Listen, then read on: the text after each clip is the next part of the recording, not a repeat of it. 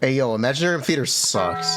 Ugh. It's so bad. Why do I not like Imaginarium Theater? It's really simple. I think Imaginarium Theater's problems can be broken down by explaining what makes a good roguelike, what makes Genshin's combat compelling, and from there we can bridge the gap. So if you're not aware how a good roguelike game works, it's an RNG game where you're going through a set of levels, and as you go through levels, you pick up buffs and your builds expand. The keyword on that is your builds expand. If you want to know what a good roguelike is like, you can just check out Hades on Steam and Nintendo Switch and every platform.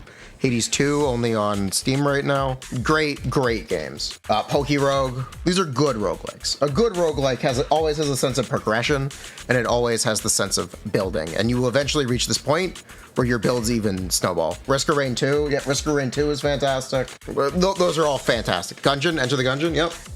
Binding of Isaac.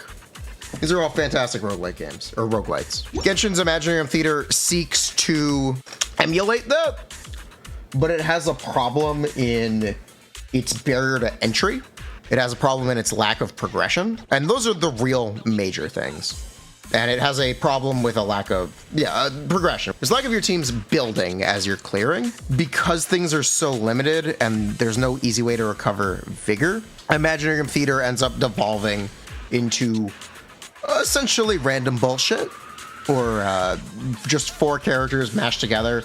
Maybe 2 out of the 4 characters in the team work well together, because you end up having to save your resources for later challenges because there's no way to replenish them. The other major problem with Imaginarium Theater is how absurdly high its barrier to entry is. So we run a free-to-play alt account. We refer to it as the community account. It's managed by our Discord moderator, Bison. He's awesome. Let me show you what Imaginarium Theater has done to this account. The original goal for this account was to make a new account in the second half of 4.0 and try to clear Abyss as fast as possible. We did it in 18 days at the start of 4.1. The account's been running for about a year at this point. The 5-star characters that we've pulled Farina, Hu Tao, we've pulled Nicolette twice, Arlecchino, and Kanish. Oh, and Kazuha. Also Yellowed. Those are the 5 stars we've pulled. We'll be pulling Shilonen. We will probably be pulling Valhika, but that's all not important.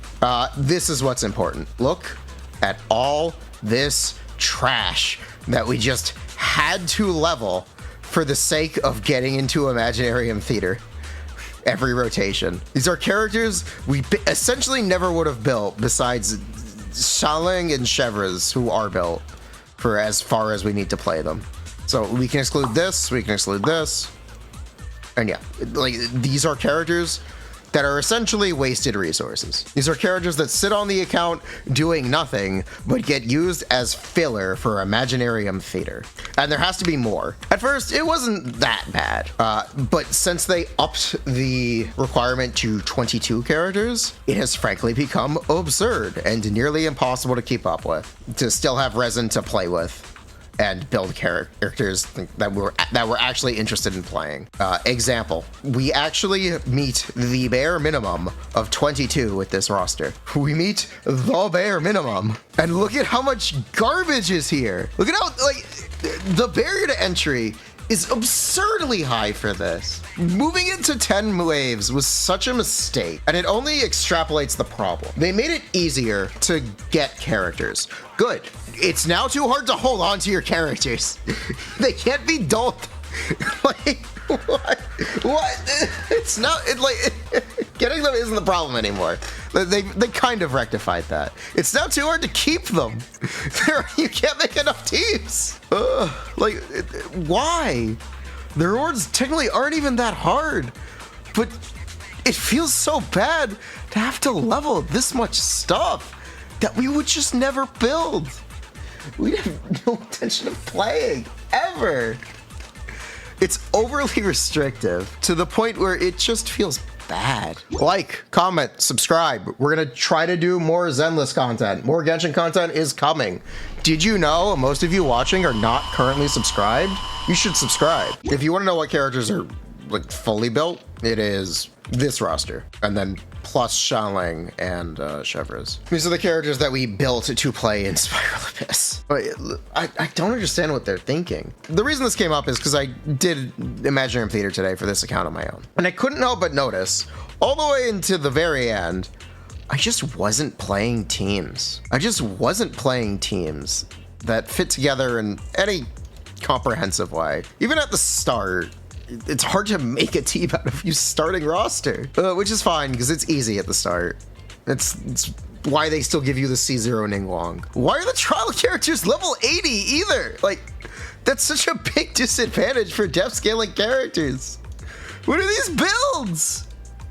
These aren't good enough. These just aren't good enough. And yeah, your starting team essentially is going to be Chiori, Ningguang. You don't want to hold on to Chevreuse for much later, so it's going to be just random stuff. It's just going to be random stuff. This is what you're going to end up playing at the start. And then that's okay if it's just at the start. Things can start scuffed, right? It never stops. It never stops. And you never get teams together. And when you do get teams together, you never get to keep them, which is fine. But the problem is DPS characters are hard to get, and they're hard to hold on to because they have to be used. It's borderline not reasonable to say you need 5 built DPS on every element, or 2 built DPS on every element is what it'll end up being. Yeah, essentially.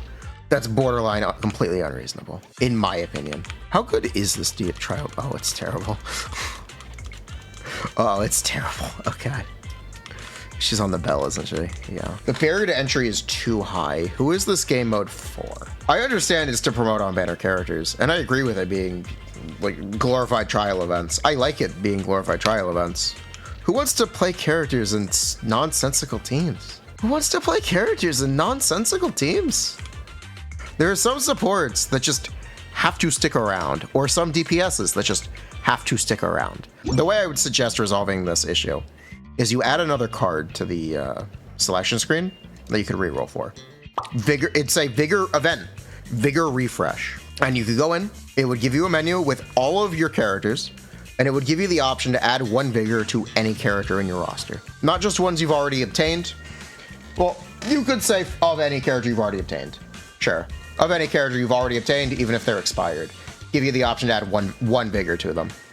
Maybe 1 Vigor to 2 characters. And that would resolve the issue, because some characters are just more important for team building than others. I'm sorry to point it out, but it's true. I'd much rather have an extra Vigor on Bennett, an extra Vigor on Kazuha, an extra Vigor on someone like Arlecchino, than I would a Traveler or a Lisa.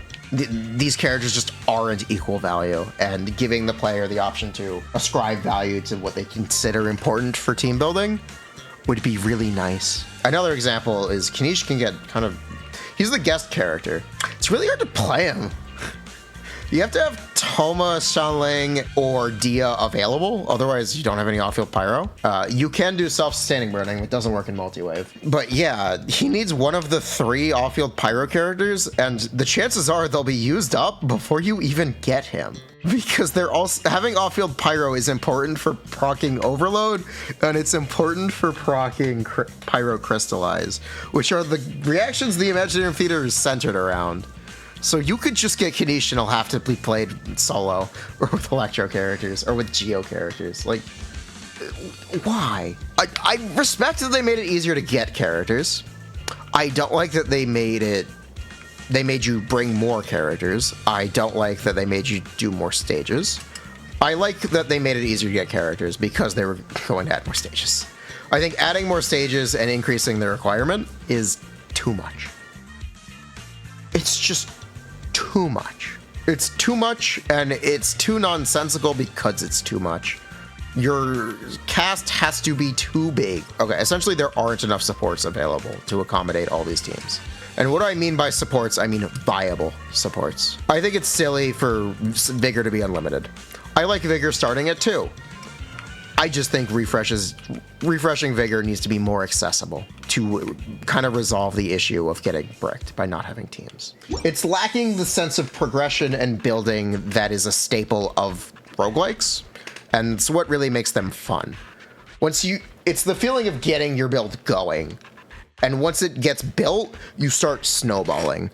The way Imaginarium Theater is designed ultimately doesn't have this gratification. You're always pushing up the hill is the real problem. There's no build.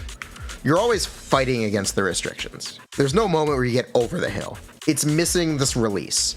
It's building, it's building, it's building, and that it just stops. There's no moment where everything clicks into place, everything makes sense, you start steamrolling.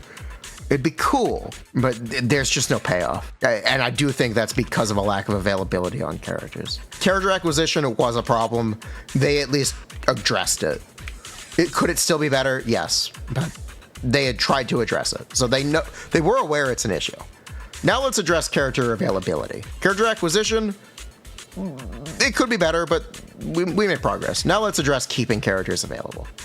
Let's address having functional teams for characters. It's not fun to try a character with no team. And I think Hoyo knows this because they changed the way that they structure trials. If you look at a Raiden trial, you want to see what they give you? They give you a real team. They give you Xingqiu, Xiangling, and Bennett. Here, let's look at Kinish. They give you Kole, Xiangling, and Toma. They understand that you don't want to play these characters without teams. It's not fun to just bash your head against a brick wall. It's also why they've revised a lot of the 4-star trials to include more characters. Who remembers when the Yanfei and Razor trial?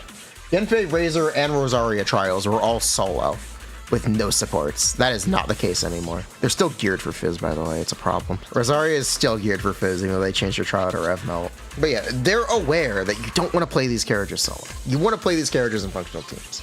It's a trial. You want to highlight their strengths. And as is, Imaginarium Theater doesn't do this. This has been a really unstructured rant. But I hope it resonates with someone. If you share your experience with Imaginarium Theater, what you like about it, what you don't like about it, what you think some solutions could be. Let me know what you think. Because I think it's a bit of a mess. I've laid out how I think I could fix it, or how I think it could be fixed. What do you think? Because it's got problems. I'm sorry. If you want to compare, you could try. I think more players are interested in completing Spiral Abyss than they are Imaginarium Theater. I don't know anyone who does Imaginarium Theater over and over again for fun.